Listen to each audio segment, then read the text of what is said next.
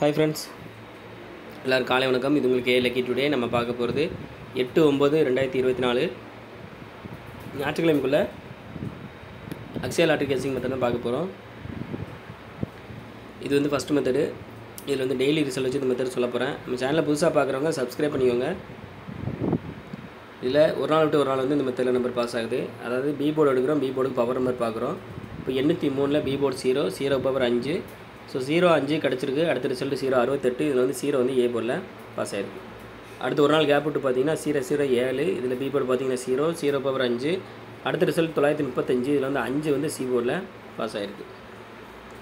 அடுத்து ஒரு நாள் கேப் விட்டு பார்த்தீங்கன்னா 722. இதில் பி போர்டு பார்த்தீங்கன்னா 2 பவர் 7. அதுக்கு அடுத்த ரிசல்ட் பார்த்தீங்கன்னா 295. நம்மளுக்கு 2 7 கிடச்சிருக்கு.